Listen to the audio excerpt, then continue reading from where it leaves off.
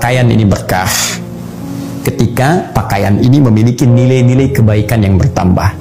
Bisa dipakai ibadah, dipakai mengerjakan yang baik-baik, kan? Kacamata ini berkah ketika kacamata ini digunakan untuk membantu melihat yang baik-baik. Itu berkah. Harta itu berkah ketika harta mampu dikelola dan digunakan untuk bisa mendapati yang baik-baik. Itu berkah namanya. Nah, sedikit tapi berkah. Sedikit terlihatnya tapi manfaatnya banyak. Itu berkah namanya. Di sini tadi dikatakan ada makan yang berkah. Ada yang makan di waktu sahar yang saat dikerjakan akan menambah nilai-nilai kebaikan yang mampu kita kerjakan. Nah, apa rahasia di balik kebaikan itu? Mari kita gali beberapa bagian menurut paparan di antara para ulama-ulama kita. Satu, dari aspek fisik. Ya, lebih tepatnya aspek kekuatan fisik.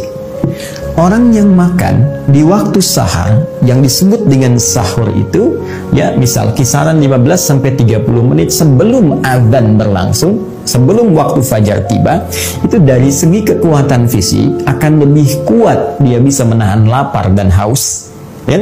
Karena lebih kecil durasinya sampai ke maghrib dibandingkan dengan orang yang makan di waktu lebih awal dibandingkan waktu sahar. Jadi kalau ada orang makan jam 3 misalnya, 03 ya 03.00. Ini kalau mengacu pada konteks penamaan ini secara bahasa dan rumus Nabi, sebetulnya kalau waktunya jam 3, fajarnya jam 4.35, ini belum bisa disebut makan sahur. Ini disebut makan lail namanya. Makan malam-malam, ya. Jadi kalau ada dari masjid jam 3 bilang sahur, Anda bisa bilang belum.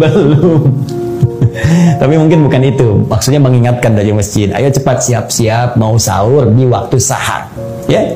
Nah, kita hitung sekarang.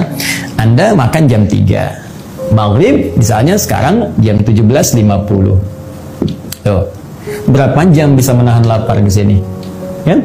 14 jam 50 menit. Kalau kita mau fair kemudian tinggal dikurangi saja. Cukup lama kita tahan.